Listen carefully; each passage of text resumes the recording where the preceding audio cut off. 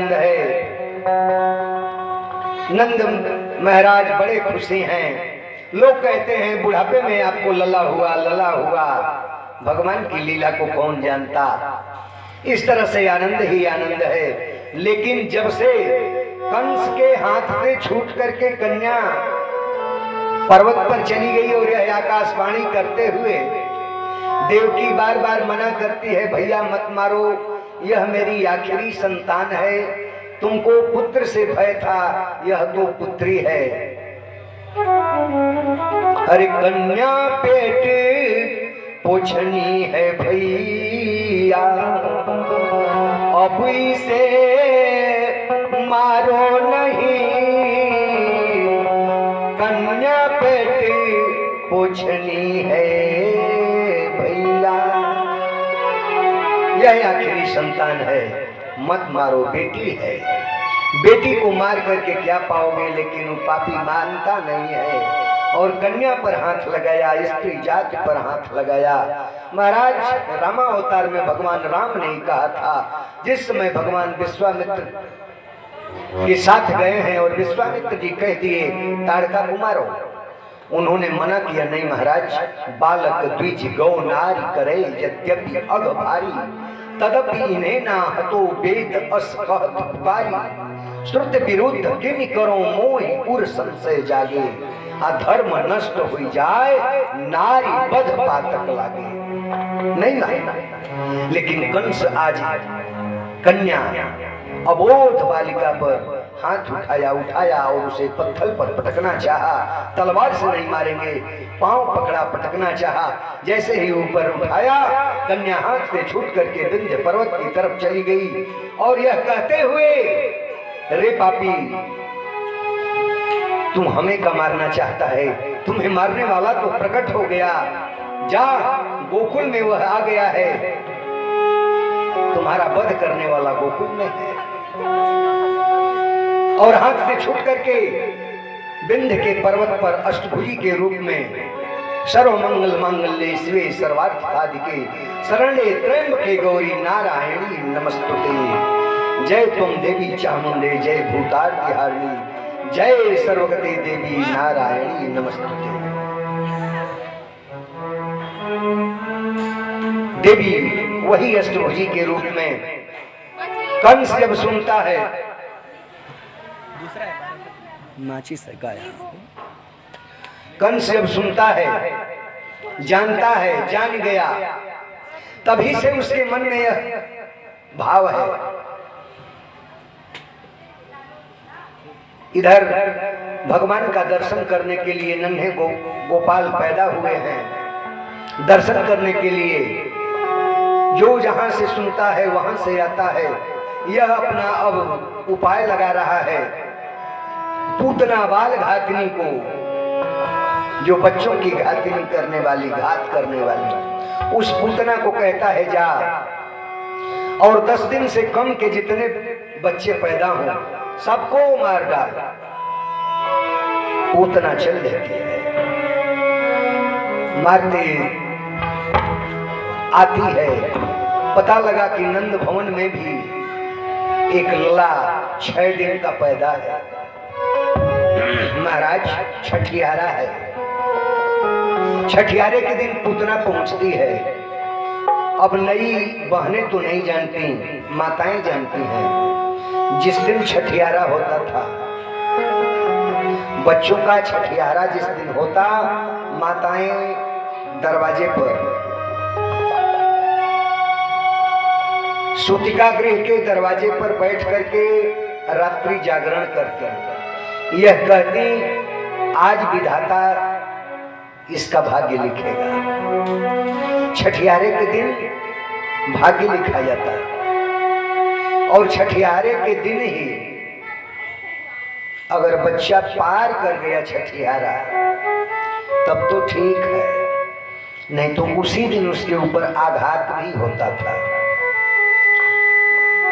कोई न कोई ऐसा ग्रह नक्षत्र उसके ऊपर आ जाता है जिससे उसका अंत हो जाता।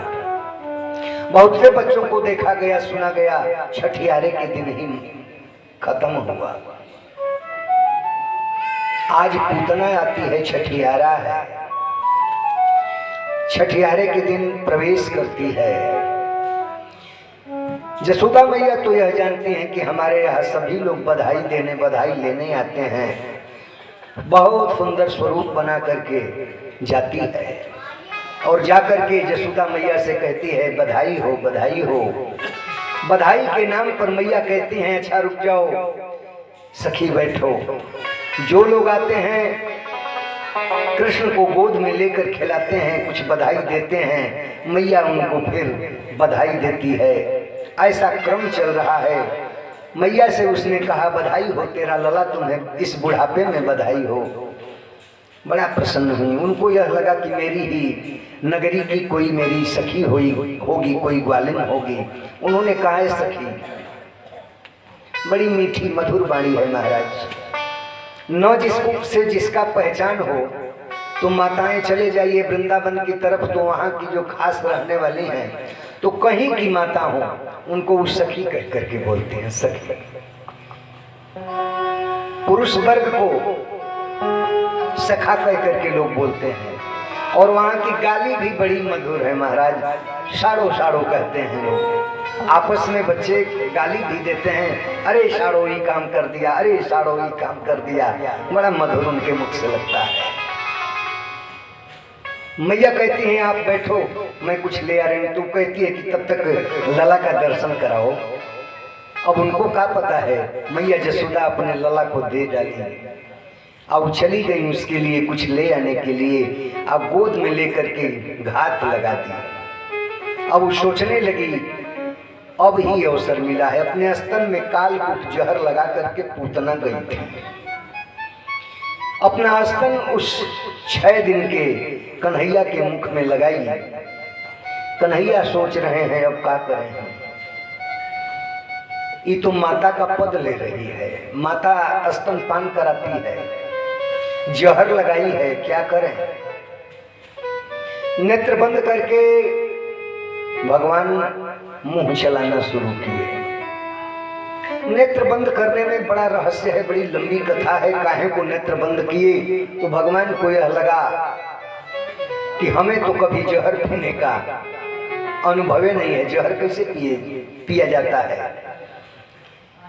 तो कुछ ही पहले भगवान भूत भावन भोलेनाथ दर्शन करने के लिए आए थे।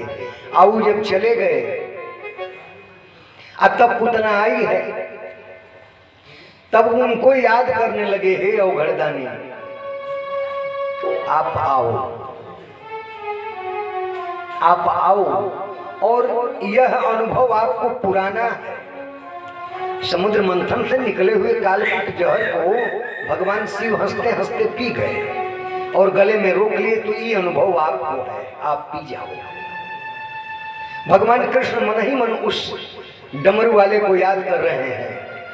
हर दुनिया बनाने वाले, सृष्टि रचाने वाले, दुनिया बनाने वाले, सृष्टि रचाने वाले,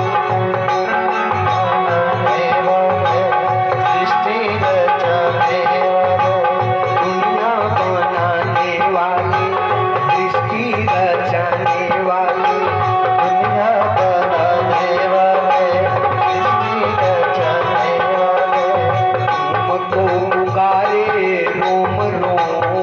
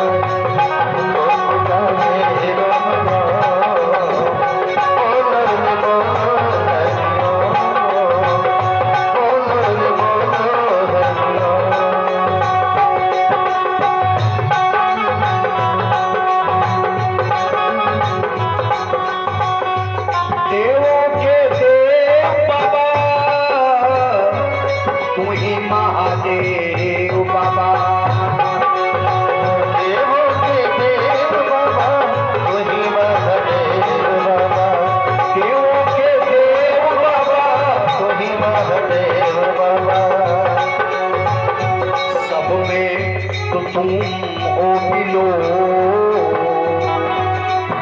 देवों में हो तुम बिलो, बोलो रे बोलो हरिओ।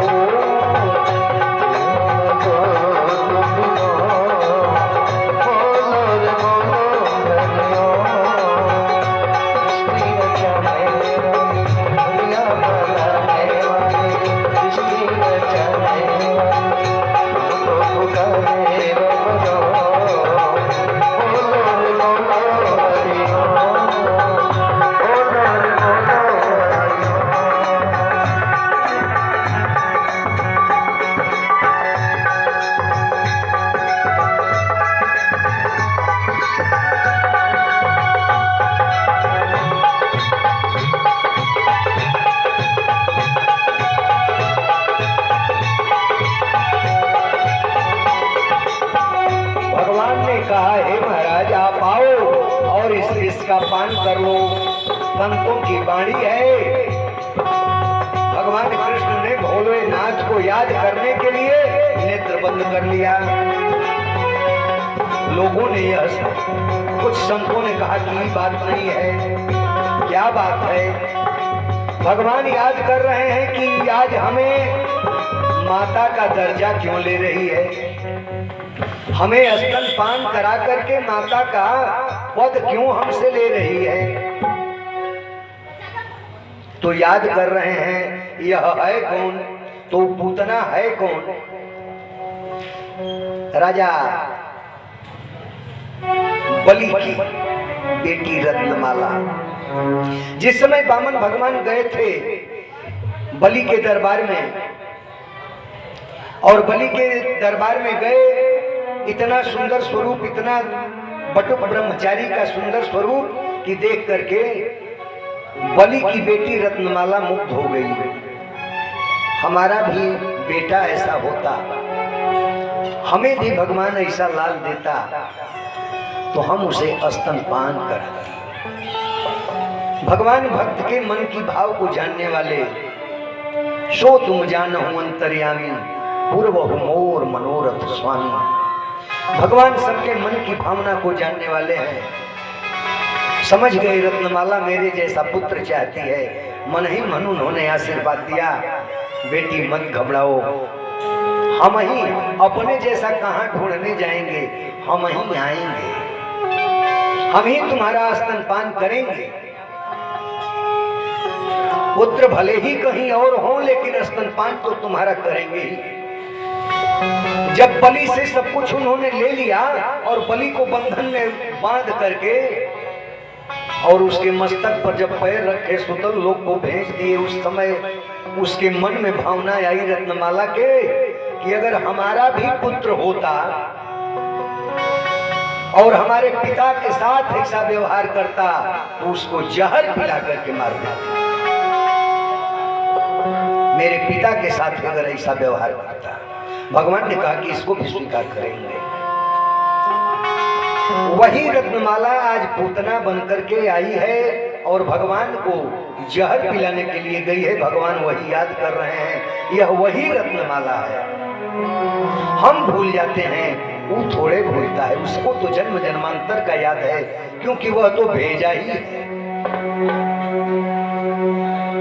कहते हैं भगवान याद कर रहे हैं, अब इसको तो वह गति देना ही है। वैसे बहुत इसके तथ्य में जाने पर बहुत लंबी कथाएं हैं, लेकिन अब उधर न जाने को है। कथा की चढ़ाई बड़ी दूरी तक है। पूतना का स्तनपान करने लगे और उसके दूध के साथ उसके प्राण का भी पान करने लगे। चिल्लाने लगी पूतना, छोड़ दो, छोड़ दो, छोड़ दो। भगवान ने मन ही मन सोचा, मौसी हम तो किसी को पकड़ते नहीं, आज जब पकड़ लेते हैं तो फिर हम छोड़ते नहीं हैं। अरे जब छुड़ाना ही था तो आई काहे को, हम गए थे थोड़े, आज जब आ गई हो तो अब कहां जाओगी। दूध के साथ भगवान उसके प्राण को भी पी गए। चिल्लाने लगी, चिल्लाते चिल्लाते जब प्राण उसका निकला तब वो अपने असली स्वरूप में आ गई। महाराज वर्णन तो आया कि 10 योजन लंबा उसका शरीर था, उतना ही ऊंचा था। अब भगवान स्तनपान करते हुए 6 दिन का छठियारा वाला बालक, जैसे पर्वत के ऊपर कोई छोटा सा बच्चा हो, स्तन पर भगवान उसके खेल रहे हैं पर्वत जैसे ऊपर। मैया आती हैं, देखती हैं, चिल्लाने लगती हैं, क्या किया जाए, चिल्ला करके सबको बुलाती हैं। सभी लोग आते हैं, अभी निकले कैसे यहाँ से। नंद बाबा जान गए, सभी ग्वाल वालों को बुलाया गया।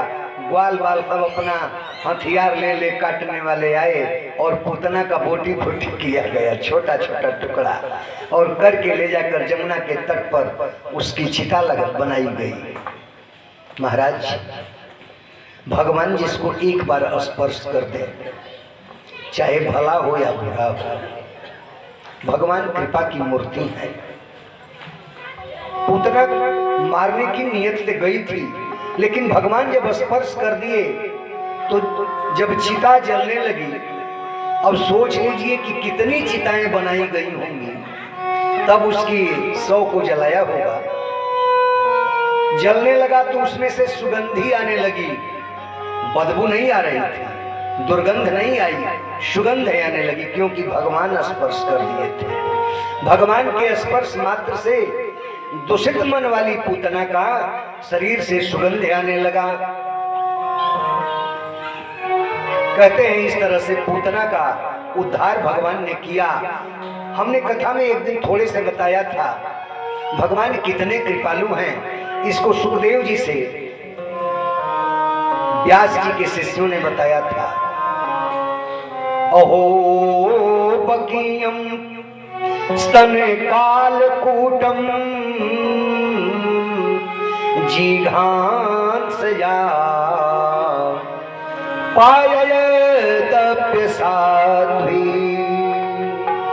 लेभे गतिं धात्र्युचितात तोन्यम लेभे गतिं धात्र्युचितात तोन्यम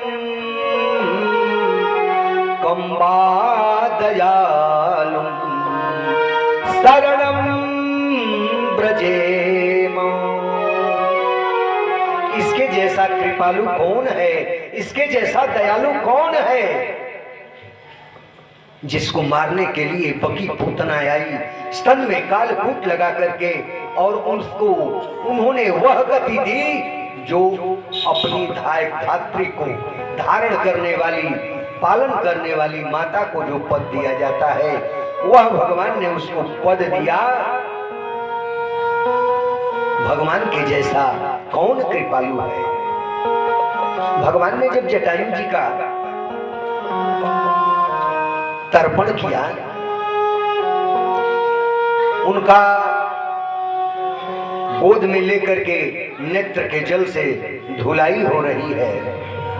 भगवान कह रहे हैं शरीर को रख लो, वो कहे नहीं, काहे को रखें, अब किस लिए रखें, अब हमें जाने दो।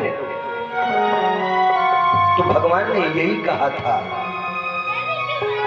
हे तात, अगर जाना ही चाहते हो तो जाओ, जाओगे तो तुमसे मार्ग में पिताजी मेरे मिलेंगे। सीता हरण तात जनी कहूं पिता सन जा। सीता के हरण के विषय में पिता से मत कहना, नहीं तो पिता को बड़ा कष्ट होगा कि हमारे कुल में हमारा पुत्र के अंदर पुरुषार्थ नहीं रहा जो पत्नी की रक्षा कर पाए, तो उनको बड़ा कष्ट होगा। जैसे जटायु जी पूछे हो कि आखिर का वो जानेंगे नहीं, कहा, उन्होंने कहा क्यों नहीं, जानेंगे, लेकिन जो मैं राम तो कुल सहित, अगर मैं राम होऊंगा, थोड़े आंख लाल लाल कर लिए राम जी, अगर मैं राम होऊंगा तो कहीं दशानन जाए। अगर सचमुच मैं अवध नरेश का बेटा होऊंगा, अवध की माटी से उत्पन्न होऊंगा, माँ कौशल्या की गोद में खेला होऊंगा। तो रावण कुल के सहित जाकर के और बताएगा कि आपके बेटा के बाण से मारा हुआ मैं यहां तक आया हूं। जटायु जी भगवान से प्रश्न कर दिए, भगवान की कृपालुता की बात। मन में भाव यही उठ जाता है हम सभी लोगों के, अच्छा भगवान अपने पिता को तो सदगति ही न देंगे, कौन अपने पिता की दुर्दशा देखना चाहेगा? और जिसके पिता पुत्र ब्रह्म बन करके आए हों तो उसका पिता का दुर्दशा तो हो नहीं सकता। जटायु जी को भेज रहे हैं धाम को, जटायु को कह रहे हैं कि हे पिता, उनको भी पिता भी इस कथा में जाएंगे तो उलझ जाएंगे, वो भी पिता। एक समय अब जब बात आई गई तो हो जाएगा। जटायु जी दशरथ जी के प्राण की रक्षा किए थे और प्राण की रक्षा किए थे कब? जब इंद्रलोक से वापस आ रहे थे, शनि की दृष्टि उनके ऊपर पड़ गई। और शनि की दृष्टि क्यों पड़ी? तो उनके ऊपर शनि की 7.5 थी, वशिष्ठ जी बता दिए थे। शनि से पूछा गया कैसे दूर होगा? शनि ने कहा हम उपाय बता देंगे। जिसके ऊपर जो ग्रह है, ग्रह की दशा जब समय आता है तो लग ही जाता है, चाहे कितना हो आप कुछ करें। बस दूर कैसे होगा? तो दूर नहीं होता, ग्रह चलेगा ही चलेगा, लेकिन भगवान के शरण में चरण में लगे रहने से, उनके नाम से लगे रहने से उनकी कृपा प्राप्त होती है। उस कष्ट को सहने का आपको बल मिल जाता है और वह दुख जो है थोड़े में ही पार हो जाता है। अवध नरेश से जब शनि से बातचीत होने लगी तो शनि जिसको सीधी दृष्टि से देख देता है तो उसका नाश हो जाता है। यह जानते थे अवध नरेश। शनि के सामने शनि के पास गए तो ये उनके पीछे से होकर के वार्ता की। आज जब उनके पीछे से होकर के बोले तो शनि भी यह जानता था कि हम जिसको देख देंगे वह जल जाएगा, तो वो पीछे मुड़ गया। वह अपनी दृष्टि को घुमाने के लिए कि अवध नरेश बोल रहे हैं, तो बोले तो थे सामने से, उन्हें नेत्र नीचे किए थे, लेकिन उनको ये हुआ कि अब जवाब ही देगा तो घूम गए पीछे, चले आए शनि के पीछे। शनि खुद ही घूम गया कि अब हम इनको अपने सामने कैसे करें, जल जाएंगे तो रहो, घूम जाए। जब घूमा और पर उठाया ऊपर तो देखता है तो ये अगमे है, अभी तो रथवे पर पड़ा ही था दृष्टि, रथवा जल करके खाक हो गया। ऊपर से गिरने लगे नीचे। आज जब नीचे गिरने लगे तो बचाओ बचाओ की आवाज किए। वहां उस समय जटायु जी ही थे। पंख फैला करके जटायु जी अवध नरेश की रक्षा किए और नीचे ले जाकर उतार दिए। अवध नरेश ने कहा कि भैया पक्षी होकर के तुम मेरा प्राण बचाए हो, मांग लो जो मांगना हो। जब वो जान गया जटायु की तो अवध नरेश हैं, वो कहा कि नरेश की रक्षा करना, राजा की रक्षा करना तो प्रजा का परम कर्तव्य होता है महाराज। राजा के वजह से ही तो प्रजा जीवित रहती है, तो यह तो हमारा कर्तव्य ही था, धर्म ही था आपकी रक्षा करना। उन्होंने कहा नहीं भैया मांगो। जटायु जी ने कहा कि काम मांगे, अगर देना ही चाहते हो तो हमें पुत्र नहीं है, आप पुत्र दे, अपने बड़े पुत्र को हमें दे दो। अवध नरेश को भी पुत्र नहीं थे। अवध नरेश सजल नेत्रों से खड़े हो गए, भैया ऐसा मांगे जो हमारे पास है, ये नहीं है, पुत्र हमें नहीं है। जटायु जी कहे कोई बात नहीं है, जब हो जाएगा तब दे देना। आइन के मणि का कर्षण रावण कर लिया था, इनको पुत्र होने वाला नहीं था। सोचते विचारते अवध नरेश आए। जब राम जी पैदा हुए तो उस समय जटायु जी आए और आकर के सभी लोग बधाई न्यौछावरी दे ले रहे थे, तो कौशल्या के महल के ऊपर शिखर पर बैठ गए। तो पहले गिद्ध बैठ जाता था घर पर, तो लोग छोड़ करके घर वगैरह चले जाते थे, उसका शुद्धिकरण कराते थे, तब जाकर के रहते थे। शोर मच गया, ये कैसा पुत्र पैदा हुआ, कैसा पुत्र पैदा हुआ, गिद्ध बैठ गया, गिद्ध बैठ गया। अवध नरेश बाहर जब निकले तो पहचान गए, भैया तुम्हारा स्थान वहां नहीं है, आप नीचे आओ। और दौड़े दौड़े कौशल्या के महल में गए और राम को उठा लाए।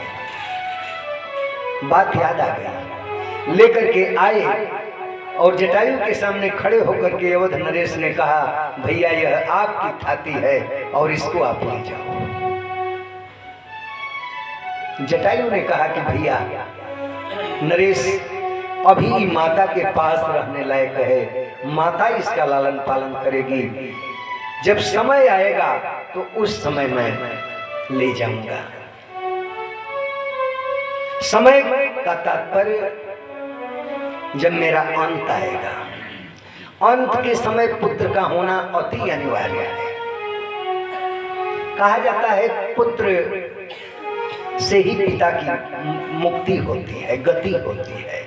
पिता अग्निदान देता है, पुत्र अग्निदान देता है पिता का। उस समय भगवान वहां गए, अब तो दे गए, दत्तक पुत्र के रूप में जटायु के थे। भगवान के वनगमन में कई कारण हैं। अगर भगवान यहाँ रह गए होते, राजा रहे होते, तो अवध नरेश का अंत्येष्टि राम जी करते, जबकि वो बड़े बड़े पुत्र दत्तक पुत्र के रूप में दे दिए गए हैं जटायु को। इसलिए भगवान ने वनवास स्वीकार किया। अब हमारे पिता का अंत आया है, हमें चला जाना चाहिए।